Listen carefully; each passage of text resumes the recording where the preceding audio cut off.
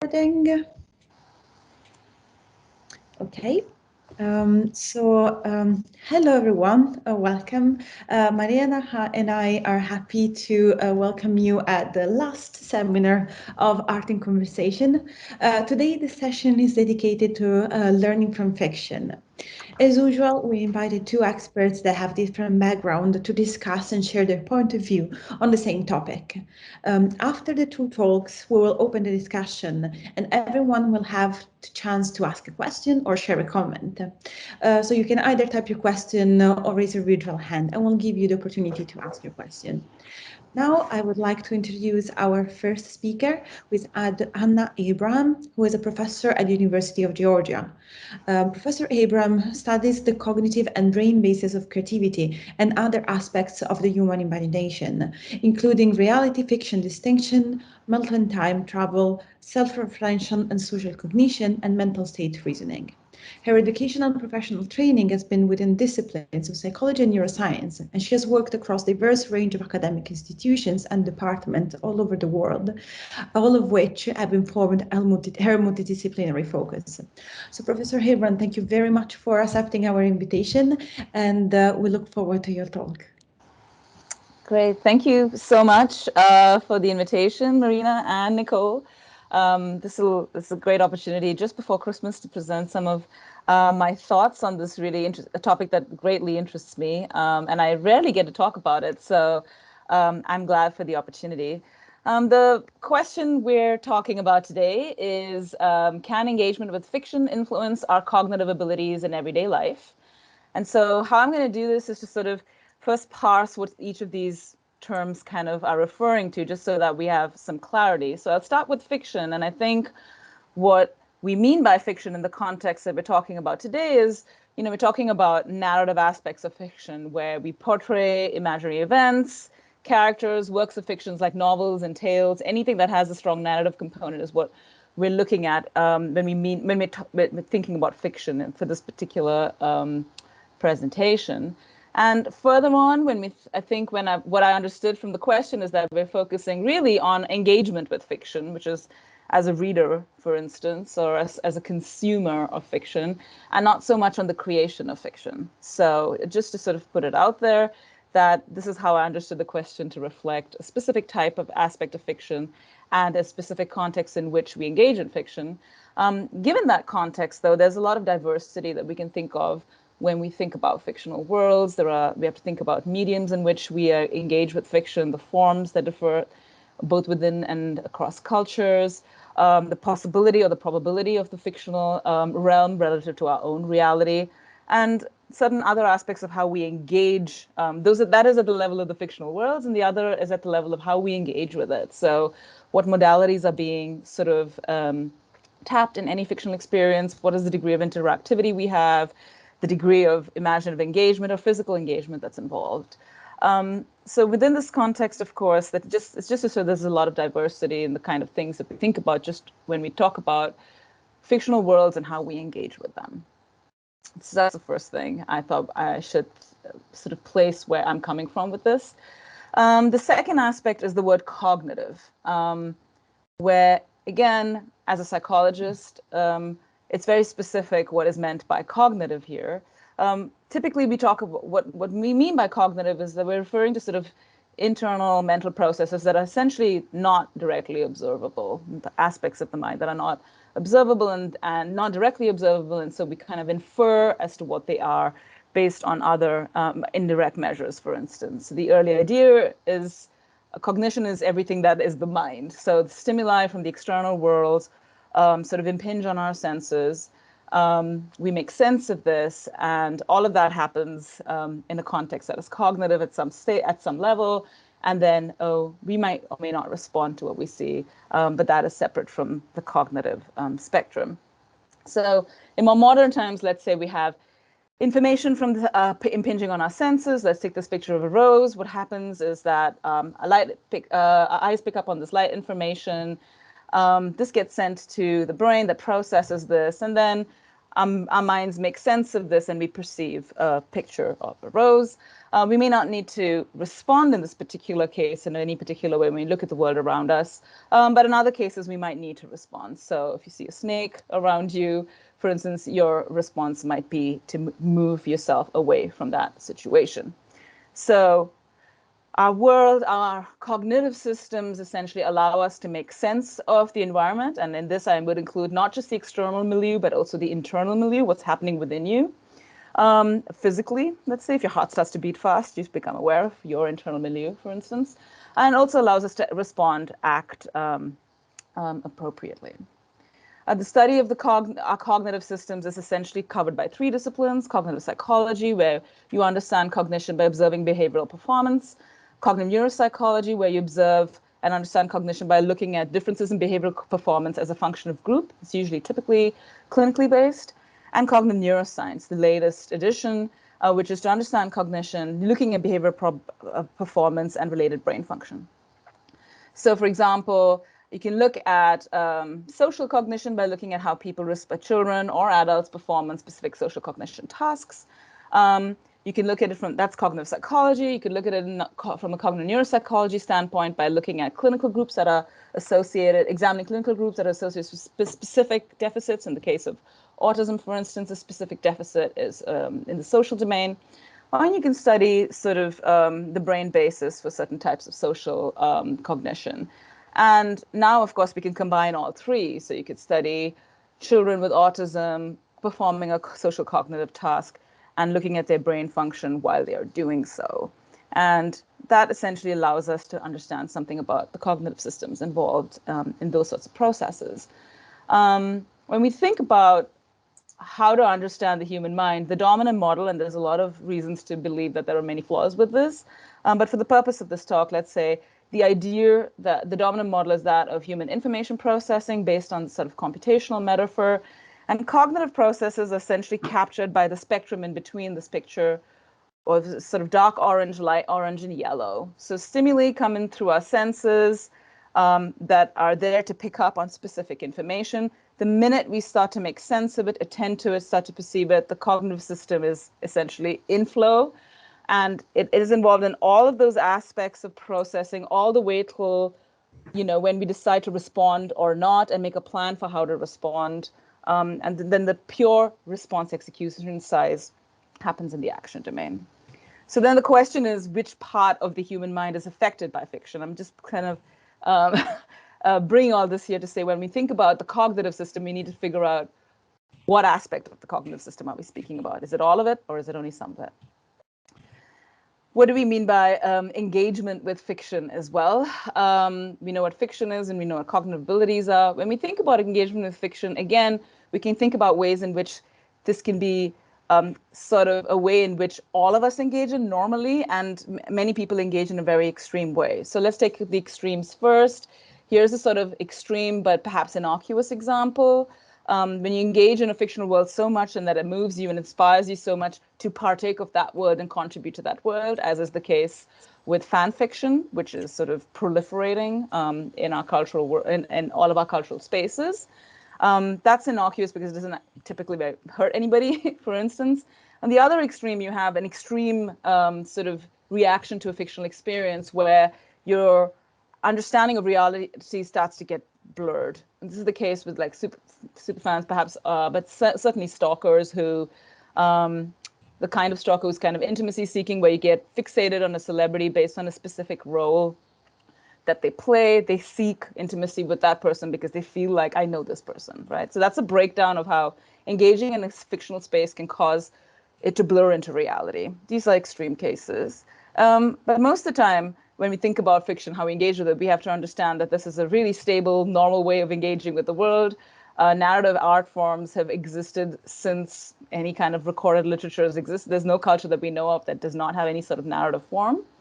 Our capacity to engage with fiction sort of begins spontaneously and early in life, first in a sort of passive way as we're being told stories, for instance, and then more actively as we develop through childhood and in maturation through adulthood, where we start to build fictional worlds and sort of a pretend play to reading to engaging in other more modern mediums, all the way to adulthood. So it begins spontaneously without really being, and starts passively and goes on actively and continues through our entire lives.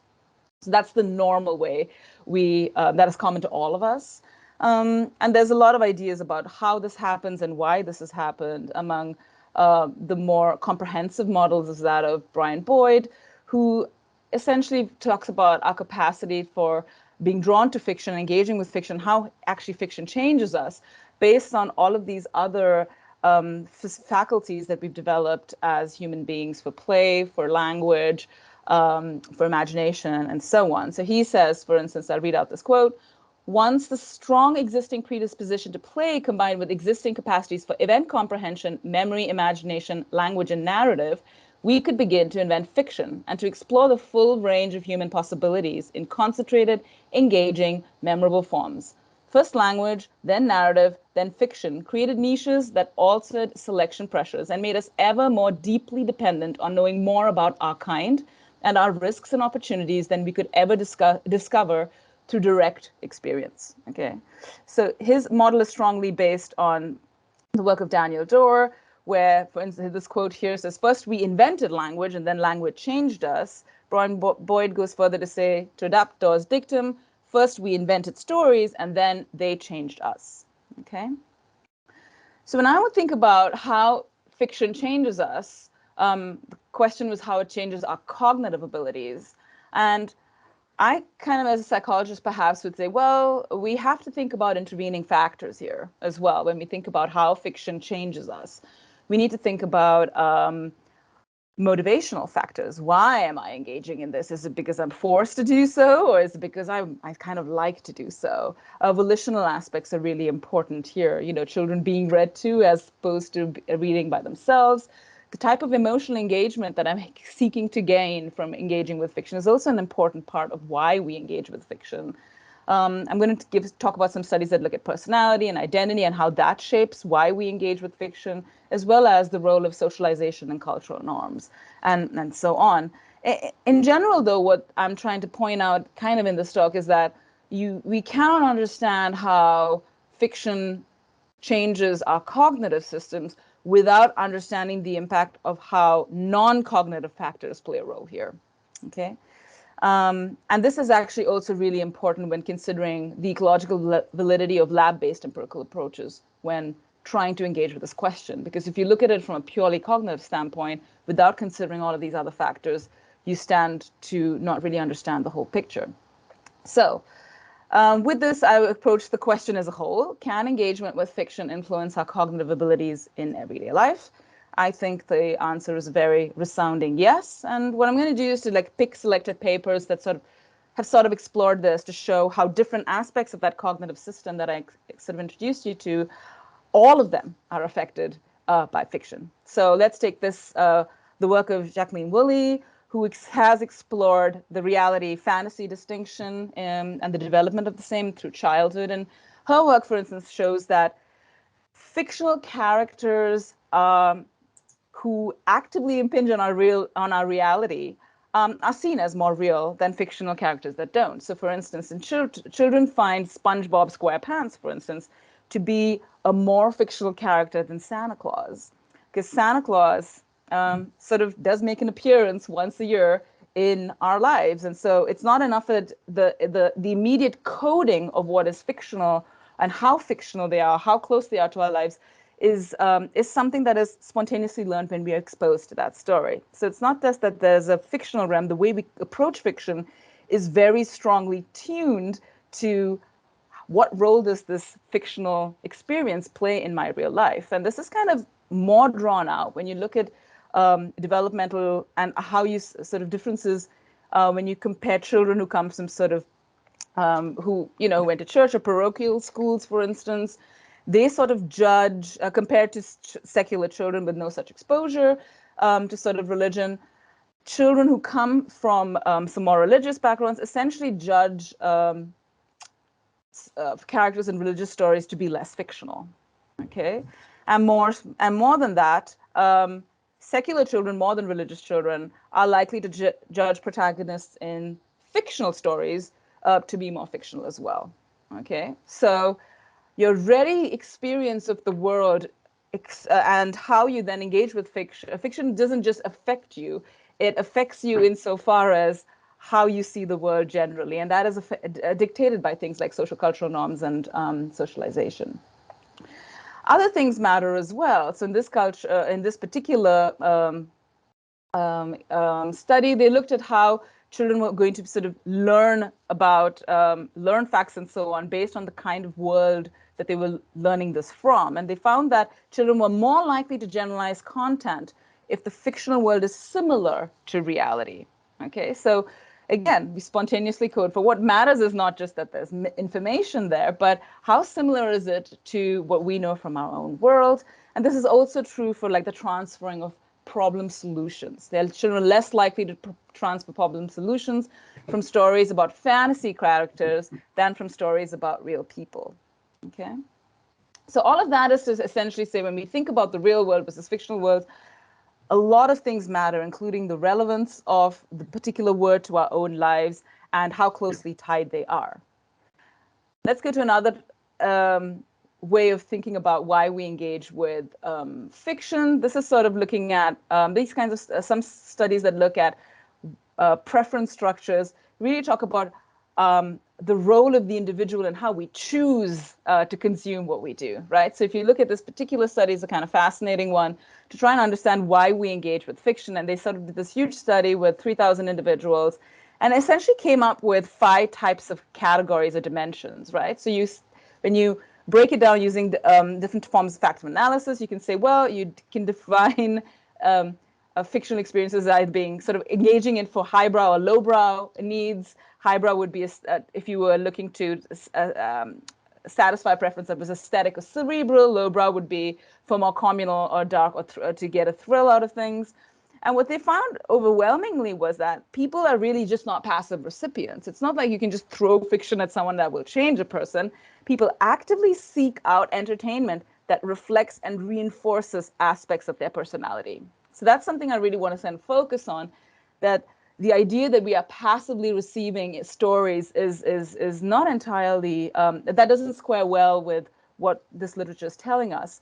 And our sort of active engagement with fiction is also one, to satisfy emotional experiences, but it's much more than that. So this particular study of sort of book lovers, to see heavy book users and why they sort of use why and how they use books, showed that essentially there are many, many social benefits that are offered by using books, including sort of using it as this kind of symbolic communication, an opportunity to express your identity through the possession of books. Yeah, and they found that essentially book usage is essentially really used in sort of social context to express beyond just emotional sort of to satisfy an emotional preference or an emotional drive. It's also used in a case of in a social context to express identity and to come out as to show your individualism, as this particular study did. So they attempt use sort of photo essays to find out why people do what they do, and they distinguish between what they called individualist photo essayists and conventional and the conventional peers. And they found that individualist photo essayists essentially had not just a greater enjoyment of reading, but they also had more intellectual reading interest. They read more fiction, read nonfiction from the humanities and the social sciences, whereas more conventional students sort of preferred to read about news, sports, romance, sexuality, and so on. And so what they essentially said is that it's aspects of our reading really are about focusing on what makes us more individuals, to express our individuality as well. Again, going against the whole notion that just reading passively with no context of why people engage with it will lead to cognitive changes. Another aspect, which is slightly different from this, that focuses on the emotions that are experienced when you engage with works of art, is this kind of brilliant study by Todd Thrash's group, where they looked at what they refer to as the writer-reader contagion of inspiration. What they had people do was they had writers generate poems and sort of record and track what their emotional responses were while they were writing a poem. So when they felt particularly inspired or were in a state of awe for which sentences and so on. And then they sort of had readers read the poem and also track their emotional responses while reading the poem. And they found that essentially there was a kind of contagion effect, right? So student writers' privately reported inspiration predicts the privately reported inspiration of the average student reader, despite the lack of contact between readers and writers beyond the intervening text. Sort of like there was essentially a correspondence between when a writer and a reader experienced inspiration or positive affect, negative affect, and even aesthetic responses such as chills. So it's this, again, this sort of draws attention to what it is about the actual narrative content that we need to be focusing on in terms of not just how it changes the system, but how it affects it in the short term, in real time.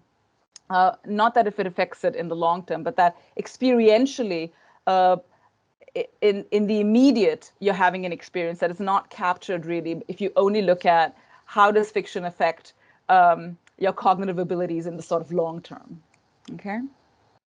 A huge amount of research, of course, looks at things like video game violence and how it affects engaging in sort of those sorts of fictional spaces can change you. And really, the findings are really quite remarkable in that they say that there's no sort of passive effect here, right? So if you just looked at exposure to video game violence early on in your life and how you're more likely to engage in aggressive acts later, there are no simple correlations. Essentially, is neither short-term nor long-term predictive influences of either. What matters, though, is what you take into it, right?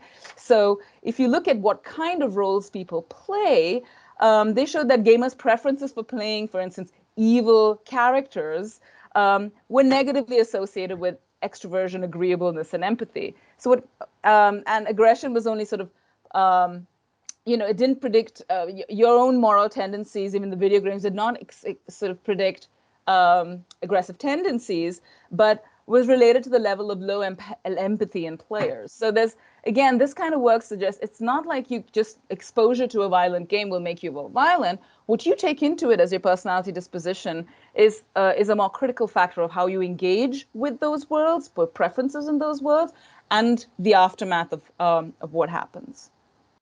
And also I want to draw attention to something else, though, how exposure to worlds has fictional spaces can have a real impact on our cultural consciousness. So in the clinical worlds, exposure to new types of fictional, extremely popular fictional worlds, such as sci-fi movies like The Terminator or The Matrix, have been found to sort of filter into the collective consciousness generally in our cultural spaces, so much so that people with certain forms of psychosis like schizophrenia increasingly more report, for instance, delusions that are linked to these sorts of worlds, right? So my experience of delusions was somewhat like the story of The Matrix. Sometimes it lives, The Terminator. Sometimes it seems like I'm living in The Matrix, and so on. So there's something about in specific contexts that fictional worlds can be so powerful that they impinge on the way we construct our worlds in certain types of individuals and in certain contexts in which there is a vulnerability to speak of. And that needs to be something that is considered as well.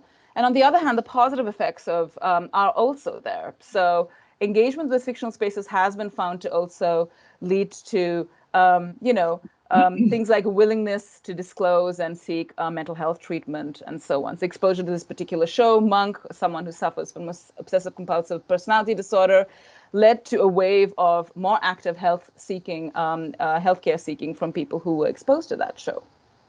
The last study I'll focus on here before I stop is this particular one, a really new one, which shows that we use fictional spaces to change our own social relationships and to use them to our own benefit. So in this particular one, for instance, they found that when people lacked a shared set of friends with their partners, sharing fictional media such as TV shows, books, movies, and so on, compensate for the deficit and restore closeness, okay? This particular study is a really cool one. It shows that having that shared media experience, sharing a fictional worlds can sort of enhance interdependence and allow people to form really much stronger social bonds than they would have otherwise. So this is a real case of using a fictional space very actively to change your own situation in terms of your own real world, and how you can use it, again, not a passive way of thinking about how fiction changes our abilities in real life. So to answer the question, does fiction change cognitive abilities? I would say it's absolutely clear that it does. It changes the way we perceive our world. It changes the way we learn, form our memories, and consider our conceptual knowledge of the world. And it changes the way we, engage in decision making, and in both social and non-social spaces.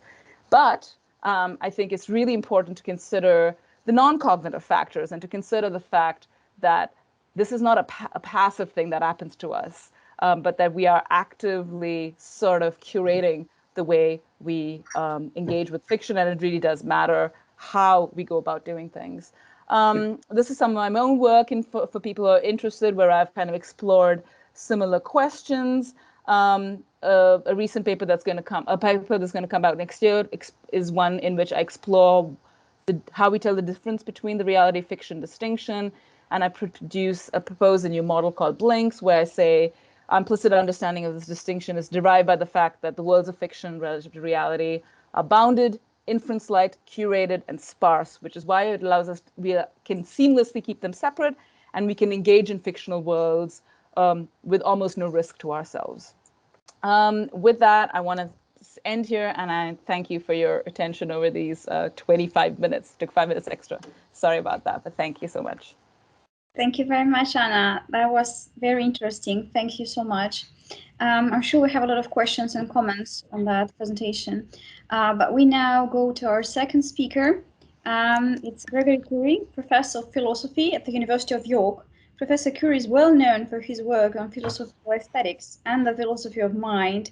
He works on many aspects of the arts, literature, film, and painting, the narrative arts and their role in learning, the place of the aesthetic in archaeological explanation, the nature of adaptation, irony in pictures and in language.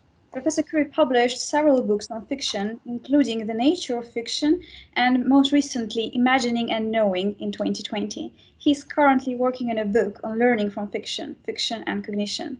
Professor Curry, thank you very much for accepting our invitation. I'll just share my screen so everyone can see your presentation.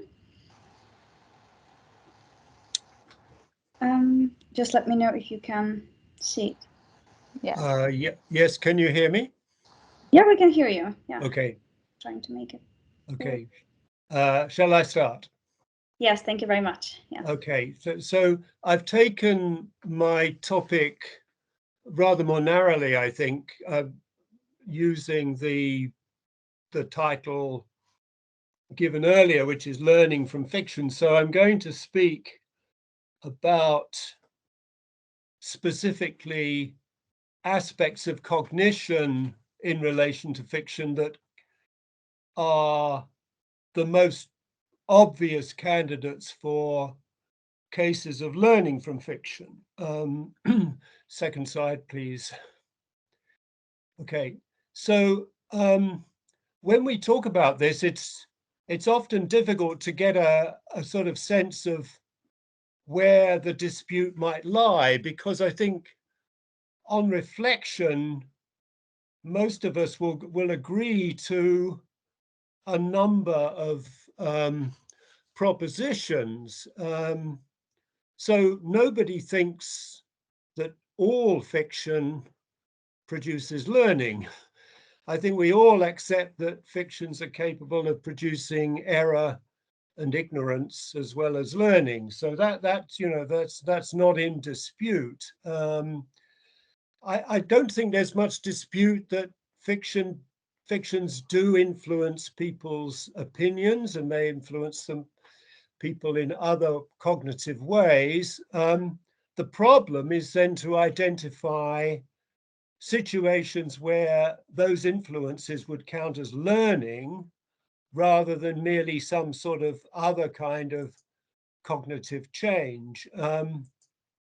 So it will be evident from this that anyone who's skeptical of the power of fiction to enable learning can't simply point to the many, many examples of fictions which manifestly lack the capacity to teach us anything, because everybody agrees to that.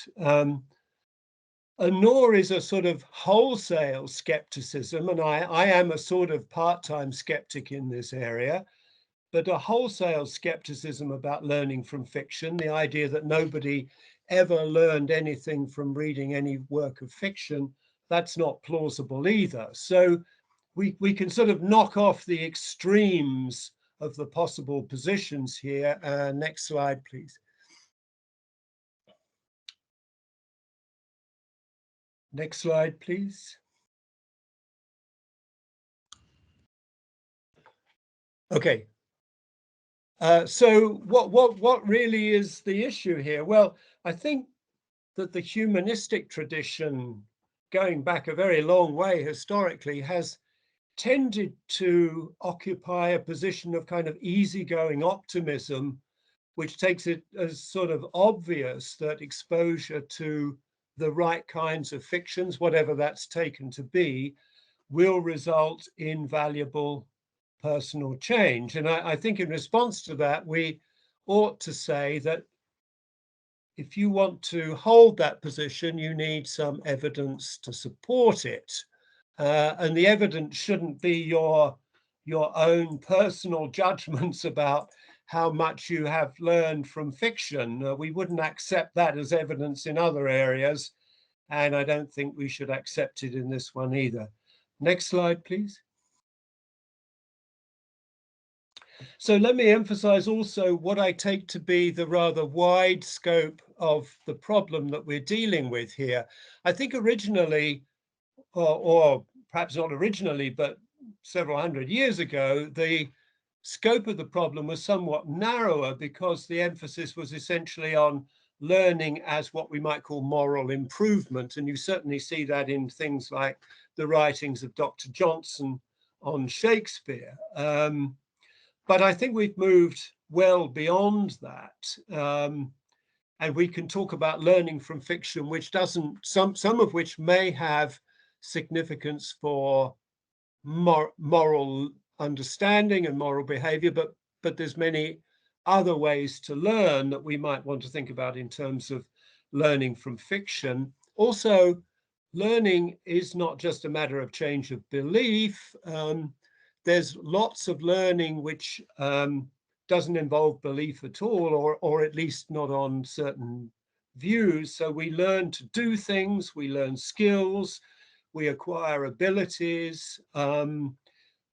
Most people, I think, would say that that's not to be explained in terms of change of belief. You can be very good at riding a bike, but have completely false beliefs about how good bike riding takes place. Not everyone takes that view, but I think that would be the most popular view to take, and it's one that I share. Nor, I think, is learning essentially connected with truth, because I think you can learn in going from one false belief to another false belief. If I started by believing that the earth was flat and ended up believing that it's spherical, I think that's learning. I think I've improved, my beliefs have improved. Both those views are false, but the second one is less false or less problematically false than the first one. Next slide, please. So with those preliminary remarks, I'll talk very briefly under a few categories which philosophers, I think, tend to gravitate towards when they're thinking about issues of learning and knowledge. And one of the central distinctions that philosophers make in this area is between different ways in which you can learn from another source. And Dr. Johnson actually made this distinction very nicely. So we distinguish between people who give us testimony and people who provide us with reasons and arguments. So often we learn by testimony from people. People tell us things and we just accept them. we don't look for arguments from them. Somebody, I ask, where is the nearest petrol station? Somebody says it's round the corner. I don't ask them for an argument to support that. Dr. Johnson said that testimony is like a longbow and argument is like a crossbow. The longbow depends on the strength of the person using it. So testimony depends in very complex ways on your willingness to trust the person who's telling you what they're telling you. Whereas a crossbow, because you wind it up, has a power that's implicit in the mechanism itself and not in the person who's using it. And again, if I'm giving you arguments, I can assess those arguments, at least in principle, and I don't have to depend on any belief I have in your reliability. So I want to talk about testimony briefly then. And I think we can think of fictions as testimonial sources of knowledge. So for instance, I think I came to believe that Russian aristocrats in the Napoleonic era spoke French because I read Tolstoy. I can't think of what other source I would have got that from. I think it was perfectly reasonable of me to believe that. Tolstoy doesn't actually assert that in the novel, not so far as I'm aware. It's just sort of an implicit part of the story that the characters often do speak French to one another. And I've concluded from that, and I think probably many people have, that actually this reflects a feature of reality at that time. I'm simply taking Tolstoy's word for it. I'm not looking for an argument here. Of course, somebody might question this later on, and then I might go more deeply into the issue, but in fact, I never have. I've simply assumed that without question. So that's a piece of testimony. Of course, I might want to take testimony on an issue like that, whereas I would be much less willing to take testimony on much more controversial issues, say the nature of morality, my willingness to accept testimony on moral questions from authors, I think is much less, and I would want to be much more questioning about it. And in fact, I think in general, I think one should be very careful about that. Can I have the next slide, please? So I am willing to accept Tolstoy on aristocrats speaking French because I think of him as a transmitter of knowledge. He's not, as it were, the inventor or discoverer of the knowledge. I mean, I'm assuming this is not something which was previously unknown and Tolstoy discovered it. I assume it's part of the common culture of Russia at the time Tolstoy was writing, and he simply communicates it to the rest of us. So I'm assuming that he's a reliable transmitter of knowledge. But often when it comes to fiction, we think of authors of fiction as doing more for us than that. We think of the great authors as people who have somehow looked further into the human soul than the rest of us and have actually discovered something which the rest of us didn't know about and which they're communicating to us through their work. And I think there's a tendency to think that about Shakespeare and about the great novelists of the 19th century, from Jane Austen through until the 20th, certainly into the 20th century, Virginia Woolf, and so on. And I think that's a much, much more difficult proposition to argue for. One reason I think that it's difficult to argue for it is that we have quite a lot of evidence ever since the work of Paul Miller in the 1950s that expertise is a very, very suspect concept, and that personal expertise works only in certain very restricted sets of circumstances. And my view is not very likely to work in the moral domain. So I'm very skeptical about the idea of what we might call moral experts. Can I have the next slide, please? Okay, we can move on to the next one, in fact, thanks. So if we go beyond testimony and think about fictions as reasons, how is it that a fiction might be a reason for believing something? And I think there is a possibility here, which is that a fiction can sometimes show us or purport to show us how something could happen. So if you're given a proposition that something might happen, you might think, well, that's not very likely to happen, or I simply don't know whether that's going to happen. But if somebody gives you a plausible story about how it could happen, how we could get from here to there by a series of plausible steps, then your credence in that idea might increase. And that would be perfectly rational. You've given me a reason for thinking that this could happen, not that it necessarily will, but because I now have a mechanism, a plausible mechanism for us to get there, that raises for me the probability that it would happen. Maybe not by very much, but I think it would be reasonable for it to happen. And how might that happen in fiction? Well, here's a very obvious example. In the film from the 1960s, Fail Safe, the film is essentially about how it could be that there could be a breakdown in the systems that control Bomber Command in the US in such a way that there would be an accidental nuclear attack on the Soviet Union.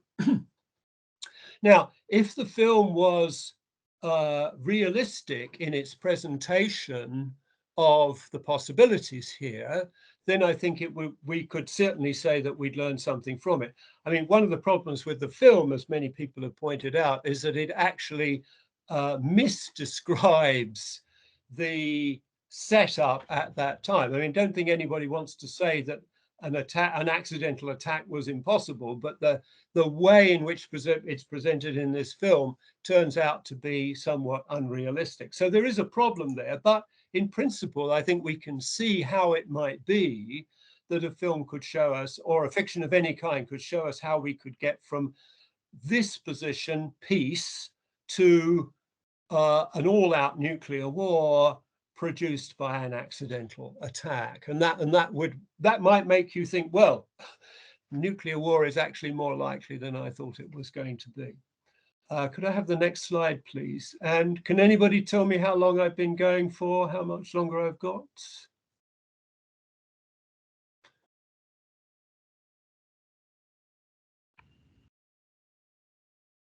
Five minutes? Yes, Greg, please. Beg pardon?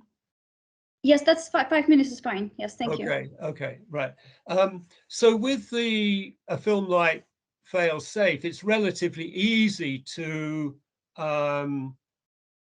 see and understand and assess the kind of mechanism that's at issue here. But of course, that's not a typical situation. In fiction, the kinds of processes and mechanisms that are presented often are much less well defined and much less well understood. So in the psychological novel, for instance, we often are presented with models of personal change or personal relationships. So take the example of James in the Golden Bowl. Martha Nussbaum presents this as essentially an illustration of how fiction can show us how a relationship between two people might resolve itself into a certain kinds of stability in the face of previous tensions.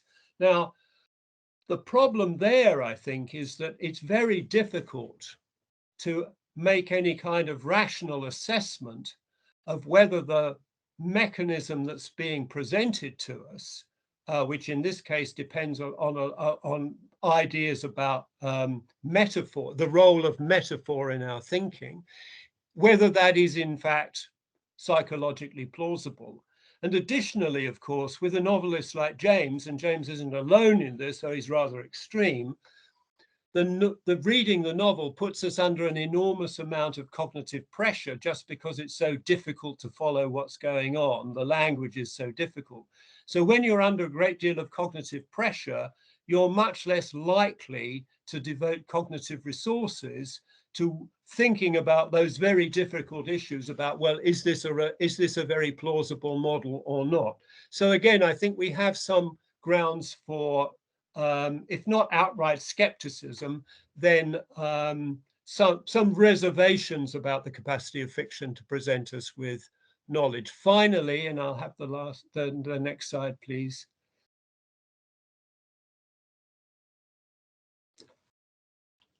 Sorry, for some reason it's not moving. Oh, okay. Well, I'll just go on. Don't worry. I'll just say briefly. One thing that tends to come up in these discussions is a distinction between knowledge and understanding. So we often say that, well, we're not so much interested in straightforward knowledge from fiction as gaining understanding. Now, it's a matter of significant dispute between philosophers about what the relationship between knowledge and understanding is. And I'm not going to really try to answer that question, but we can make this vivid, I think, by thinking about something that I think we would probably call understanding, which is knowing what another person's situation is like. And it is often said of fictions that they enlarge our capacity for empathy by exposing us to experiences that we haven't had and probably wouldn't want to have. So the experience of slavery, for example, the experience of political incarceration. Most of us are lucky enough not to have those kinds of experiences, but we do feel invested in the proposition that understanding those experiences is a good thing. And it's often said that fiction can provide us with understanding in that form.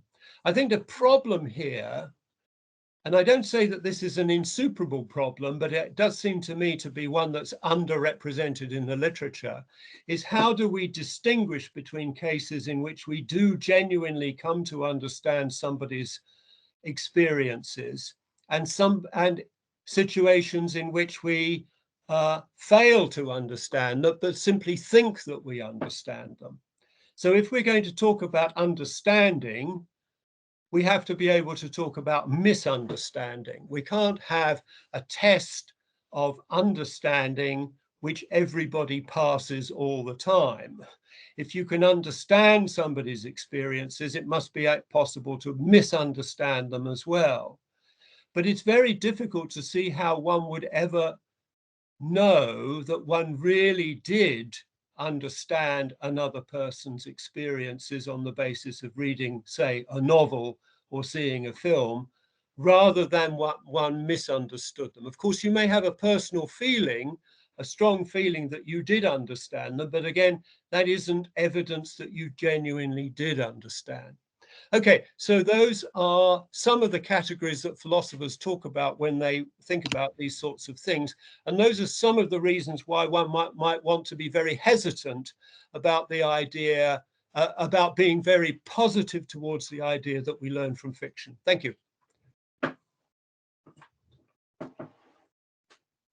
Thank you very much, Greg, for such an interesting presentation. I can see that we have a lot to discuss based on your both talks. So we can start a discussion right now. Anna and Greg, I invite you if you want to share maybe some ideas on each of your talks. What do you think about each other talks? Whether you agree or disagree, or thank you. And if you want to, you begin first, that would be great.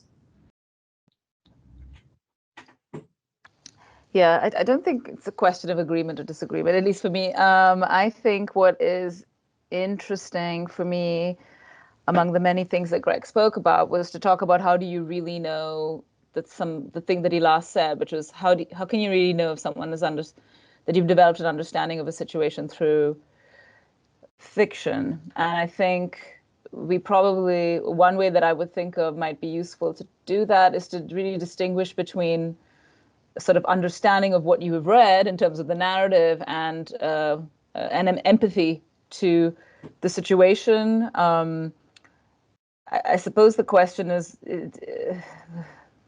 for me, would be, what do you think that fiction is supposed to change us in the way that we are, versus just that yes, understanding is almost like a low bar if it's just about getting a sense of the situation, and perhaps understanding versus misunderstanding can be sort of seen juxtaposed against each other, but that would be very different from the empathy and lack thereof, which I would think is, if we think of people as fiction as being positive and making us understanding people, I think we probably need to think about it as not just, do I get it, as opposed to, do I feel it? That's perhaps one thing. And I think the idea of the testimony thing is super fascinating for me, as in how that kind of develops as well. So I think I was immediately struck by sort of thinking back to my own reading history of how I was so prone to accepting whatever testimony was given me as the expertise of whatever, as somehow as fiction is a sort of truth telling of a specific time and a specific place.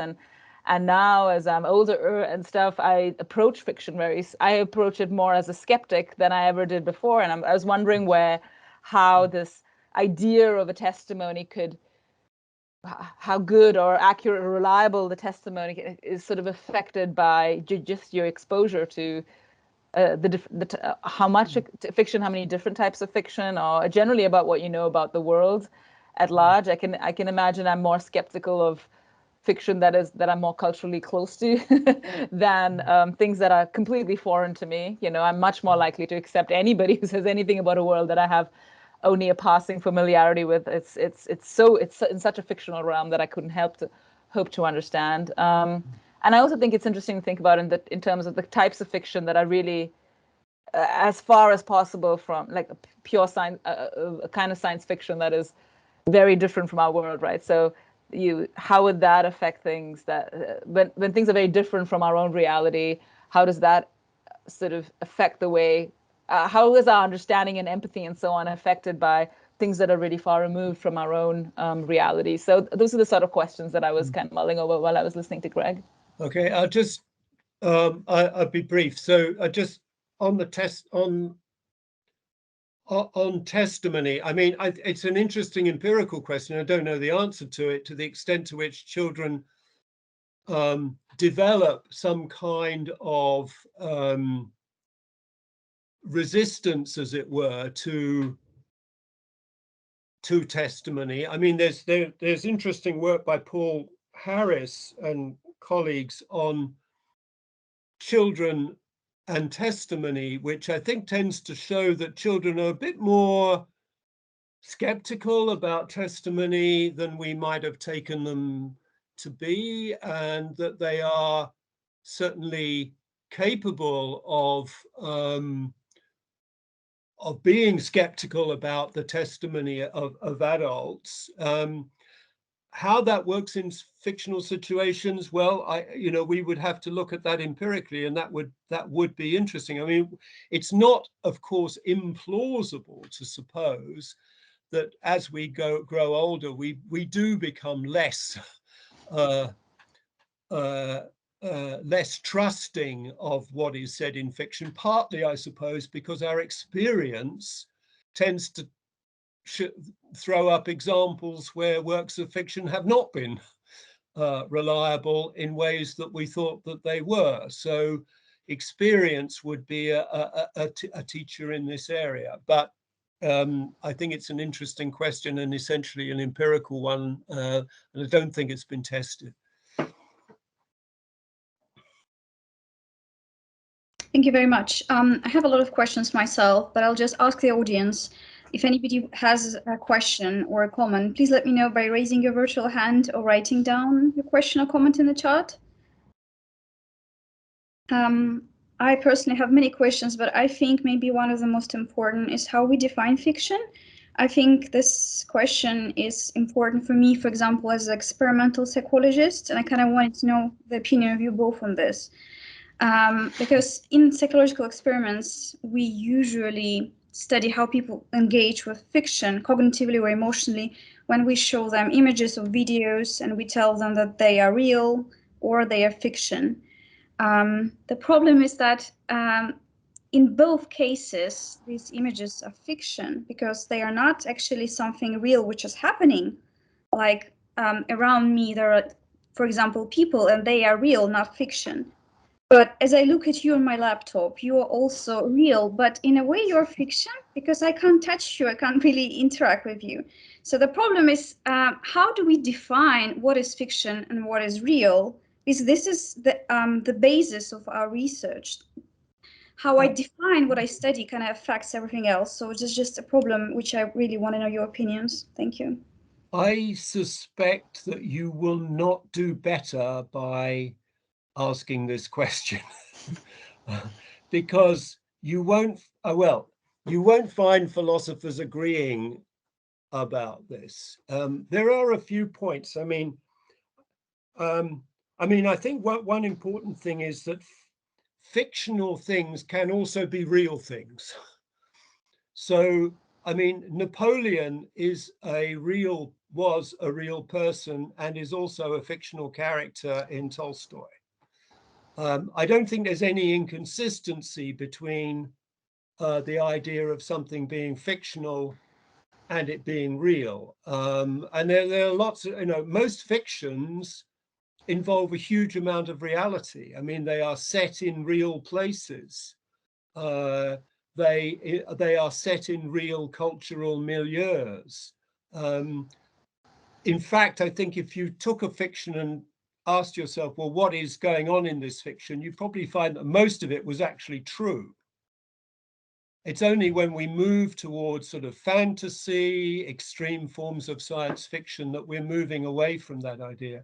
So I don't want to contrast fiction with reality in that way. When it comes to looking at somebody on a video screen, I'm not sure I'm so worried about that. I mean, I talk to people every day on videos and I don't doubt their reality.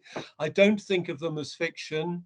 I think that's, the context in which I'm talking to colleagues on Zoom is completely different from the context in which I'm reading Tolstoy about the Napoleonic Wars. Exactly how you describe that in philosophically acceptable terms is probably difficult, but I think that that's a bit of common sense that's well worth holding on to. Thank you. Anna, do you want to add something? I think Greg has covered all the ground necessary there. Thank you. We have now 2 questions in a chat. Baris, do you want to ask your question, please? Yeah, thanks very much to both of you, and hi, Greg, as well. Hi, Baris. Right.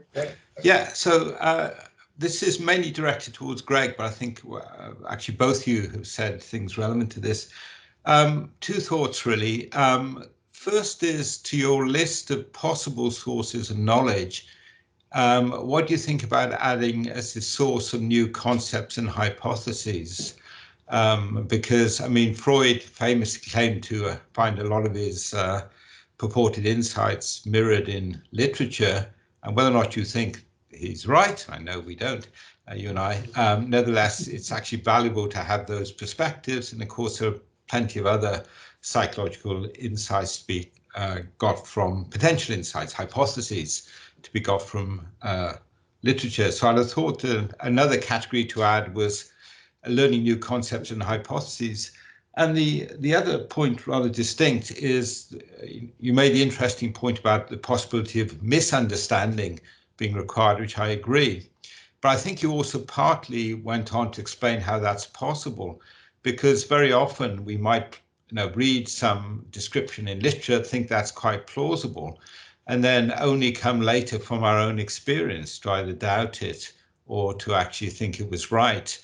So to take a concrete example, Douglas Duns, who was a previous professor English at this University St Andrews, wrote was a very good poet, and wrote a book called Elegies, a book of poems, you may know it, based on his experience of grief of losing his wife.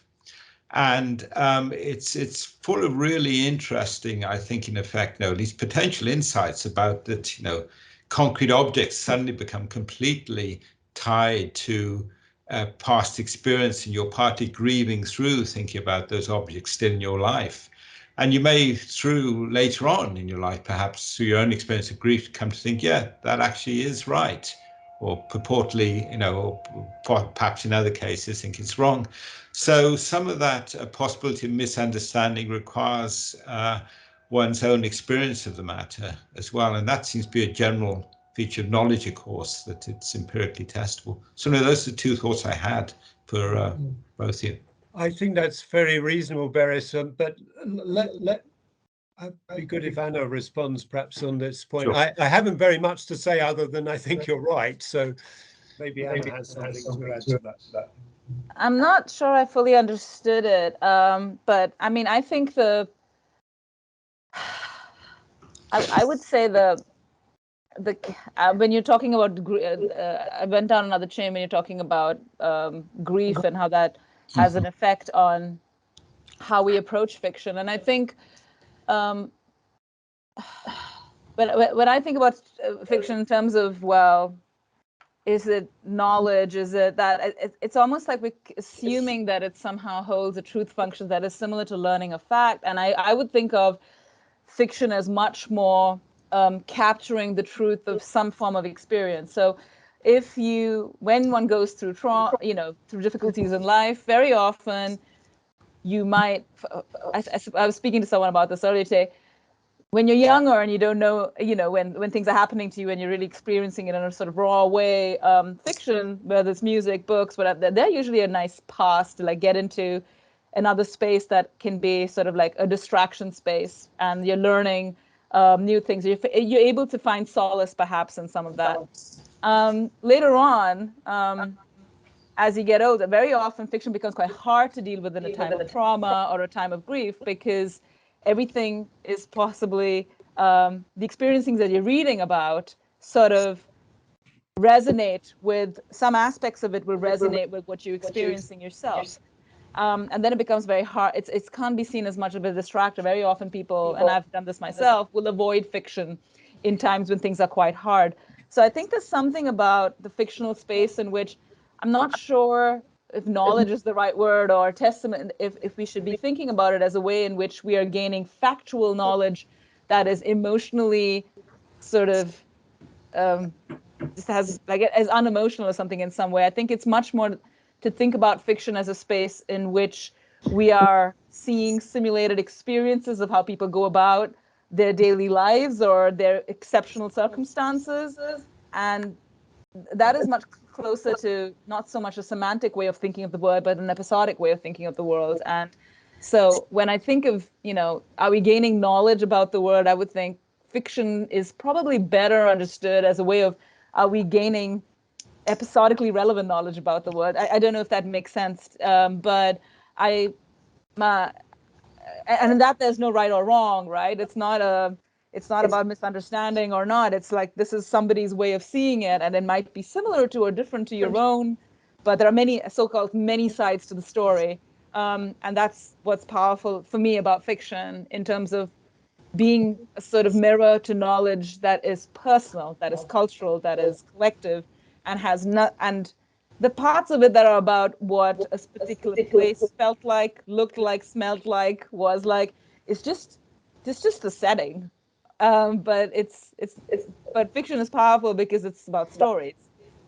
So I would think, I don't know another word for knowledge though, but maybe experience is a good word there then. But for me, it's I think some part of that is missing from the discussion. The episodic, personal elements, the cultural consciousness, the cultural spaces that we inhabit that are very personally direct, right?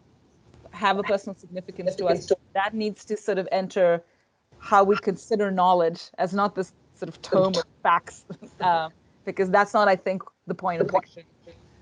Sure, but I mean, sorry, Paris. No, I mean, I don't disagree with most of that, but I mean, you can think there's many sorts of knowledge, which may be the point that Greg's going to make as well, and there might well be, in some cases, fiction can give you propositional knowledge, but also experiential knowledge, or episodic, as you called it. And in fact, that would apply to the Douglas Dunn example I gave you, where there is actually some insight, I think, into the link between seeing familiar objects of someone who's, say, died, and actually realizing the emotional force of that, and thinking, oh yes, that really is right when it happens in your own experience, but also giving you a sense of, even before you suffered grief, something about what its grief is like. Okay. Yeah. And you know, when you then go on to experience yourself, and maybe in context many years later, you may think, yeah, Dunn really did capture something there. So there's a whole diversity of different sorts of knowledge you might get from fiction. Sorry, Greg. No, I won't go on about that. I think that's right. Okay, thank you very much. We have a question from Danraj. Danraj, do you want to ask your question? Yeah. Thank you, Marina, and thanks, Gregory and Anna, for really interesting talks. I actually was completely unfamiliar with any of this material before I listened to either of you, and I was actually expecting it to be the opposite, in a sense of what you're both saying, because you're both, I think, coming at it more skeptically, probably Gregory more than Anna, which I'm sort of happy about because I just remember an episode about several years ago. It was a departmental Christmas lunch, and my table was the conversation was sort of dying out. So I just threw out this bomb, and I said, I don't think literature gives us there's no revelation in literature, and there is nothing to be learned. It's just entertainment.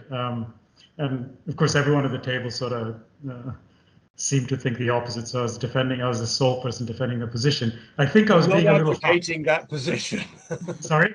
I'm not advocating that position. No, yes, absolutely. So I was saying that was probably I was obviously being polemic, because, as you say, I think this idea that there is testimony, and I think some of the things that Anna brought up, that these sort of real-time things that you get, I think just things like following the narrative closure, suspense, those are all cognitive experiences we obviously have. And I think also what you're referring to as episodic, but yeah, so it's interesting that Gregory was quite vehemently saying that he doesn't agree with what I'm saying, although I find empathy in what he said from the way I felt. So maybe you can. I'm just a moderate skeptic. You're an extreme skeptic. I'm a moderate skeptic. Okay. Right. So I was just wondering, do you both fall? I couldn't get a clear sense. I got the sense that you were both in the same, have sort of the same claims, but maybe coming at it from different directions. Where Anna was pointing out more the actual specific things that we might get out of it, but still, what I got out of your presentation was that there wasn't this bigger thing that we might call, understanding with a capital E, or revelation, or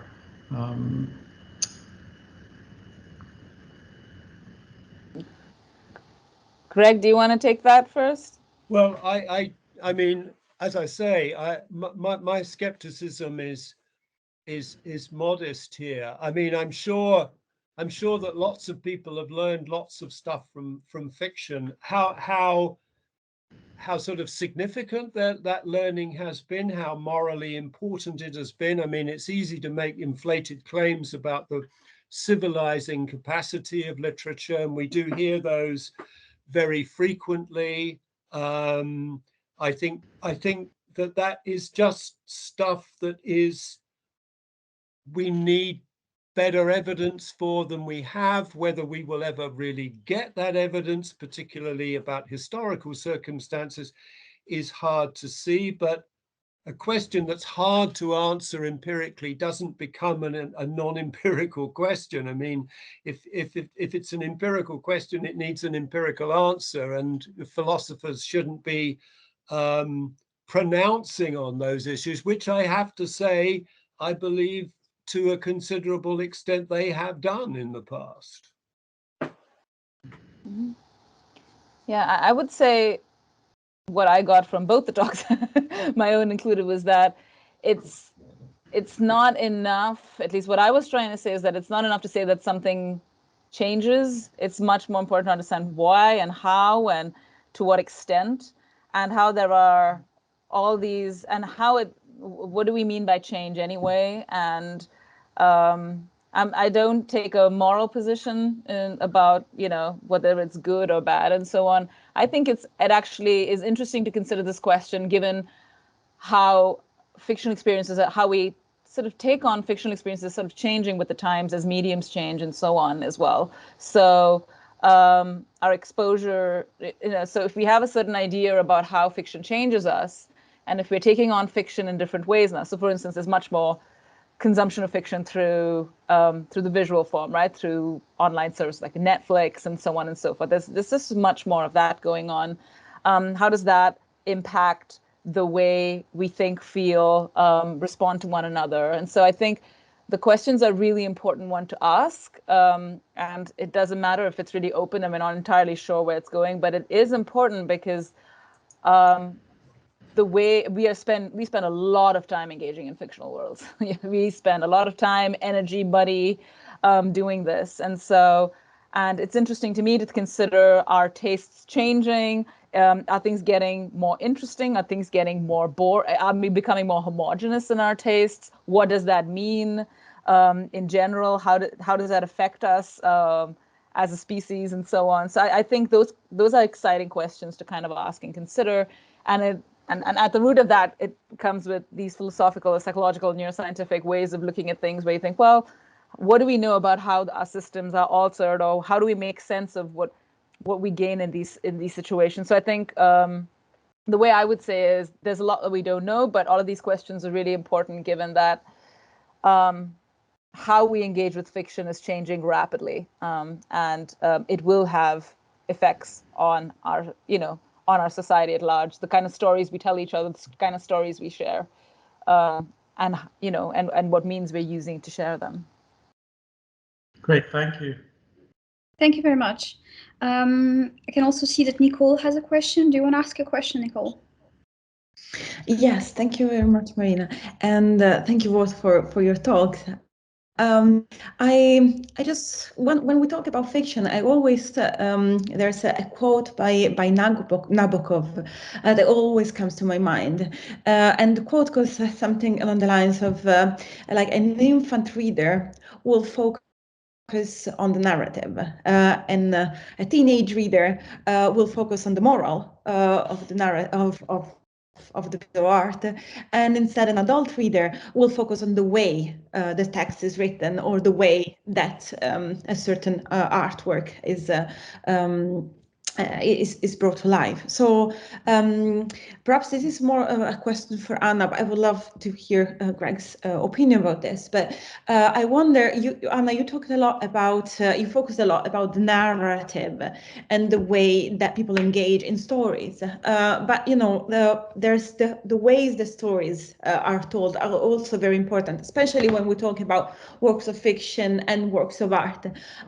So I wonder, the same story told by a director like Wes Anderson will look very different compared to the same story told by a director like Quentin Tarantino. So I was wondering if you give me your thoughts about the way in which, which is the role of the aesthetic choices that artists and writers make in the way that we engage with fiction. So yeah. Gosh, that's a huge question. I'm not sure if I can answer it, but I think there's always this idea that there are only like 7 stories or whatever in the world, and everyone keeps retelling them. And there is something, I think even if there are there's the idea that there are a limited number of narratives that are told to us time and again in 100 different ways. The reason that we still engage in all of it is not really just the story, right? It is about the experience in the moment. So that one study that I told you about, the thrash study, was one of the few studies that look at aesthetic, the active experience as it unfolds for the first time. And I think if we focus really on just the cognitive, or just, what are we gaining, we miss out on the pure thrill of the experience itself. Why do we like going to the cinema to watch something as opposed to watching it on our laptops and stuff? There are lots of reasons why we engage with fiction in very specific ways, why we follow specific directors. There's something about a narrative style from which we gain a lot of aesthetic pleasure. And it can be because we find it beautiful, we find it interesting, we find it challenging. It could be many thrilling in some ways, and all of us have differences in how we look at things, of course. But I think I suppose, I don't know how well it's been studied, the medium and the choices, aesthetic choices made by directors and filmmakers or even writers in how they choose to engage with us, and how that particular choice affects the way we approach that world. Because I don't think I can't think of a single example at the moment where the same story has been told essentially by two different directors everything about it is kind of different, right? And they will then emphasize different aspects of the story. It's not just that they've used a different type of camera lens or whatever. I have no doubt that the type of aesthetic choices made by artists absolutely shapes the way we receive stories. There's no question to that. But I think of it as they're the curators of our experience, so they tell us what to focus on and what not to focus on. But when we study it, we tend to look at the content really, and not really about the medium to deliver that content, right? So the studies of the aesthetic experience will say, well, abstract, this kind of art, that is, what are you feeling, positive or negative? We're not really looking at those sorts of choices in terms of from the director's standpoint. So my personal speculation would be that I can't see any doubt that the intent from the creator, from the artist, will have a huge impact on the way we receive a work, because of course they're using the spotlight to drag our attention to specific features of the work for whatever reasons, right? To tell their story in the way that they do. So that cannot but help affect the way we see the world. But I don't know what kind of systematic work has been done to sort of look, at least I'm not aware of any, to see that kind of observer, that the effect of a direction on the aesthetic experience and what you learn from a fiction and so on. I'm not really sure that that's been done, but perhaps Greg is more familiar with that side of things. No, I don't have anything to add, really. Okay, yeah. Thank you very much. That was really interesting. Sorry, yeah. Sorry, I thought, did I answer your question? I'm not sure. Yeah, no, I guess that's really there was more of a reflection of how challenging that is, and yeah, it was great to hear your thoughts about it. Thank you. Thank you very much, Nicole, for this question. So I can't see any more questions, so I'll just probably ask another question. Maybe about propaganda, because art and fiction is very often used as a source of propaganda, and the states, typically authoritarian states, very often put censure on films and literature, say they don't allow certain artists publish their works, and like Stalin and Mao used cinema and other forms of fiction a lot. But in psychology of art, propaganda is very rarely investigated. It is usually investigated in media psychology. So I have a question: can art fiction be a propaganda? What's the difference between the two? Thank you. Or just your thoughts on this? Because in this sense, it is art fiction which is used as propaganda, that is, to change people's opinions and beliefs about the real world, say about real Stalin or real Mao. Thank you. I mean, most fictions seek to change our views about the real world in some way. I mean, then there is the question of how do you distinguish those more kind of benign activities from ones which are, we would want to call propaganda. And I guess, you know, additionally, it's probably difficult because not all propaganda is bad. I mean, I don't think there was anything wrong with many of the propaganda films put out by British filmmakers during the Second World War. I thoroughly approved of that kind of propaganda. It seemed like a very good thing to me. The effectiveness of propaganda is an interesting question. I mean, it's clear that totalitarian regimes have a very strong faith in the effects of propaganda, and I guess because they want kind of total control. But I don't know the answer to this. You know, what is the evidence for the effectiveness of propaganda? And that maybe Anna knows more about that. I mean, I'm not sure about propaganda as such, but I mean, I would imagine it's very similar to, and probably extremely well studied in the context of advertising and design. So that's essentially using the tools of persuasion and using sort of culturally relevant and topical sort of iconography, symbolism, and so on to effect change and change people's behaviors. So I would think, and it's extremely well studied, right? And they have effects to show, well, when this ad came out, how did it jump sales, for instance? So there's a lot of, you know, there would be a lot of work there that one could essentially at least derive from to see how, you know, how people could use propaganda, the kind of choices they make and the kind of propaganda that they use. And there are also a lot of other types of propaganda that you could look at. Health, a lot of public health sort of messaging is very strongly propaganda based. So whether you're looking at the anti-smoking lobby and so on, and that's also extremely well studied in terms of how effective what the different strategies have been.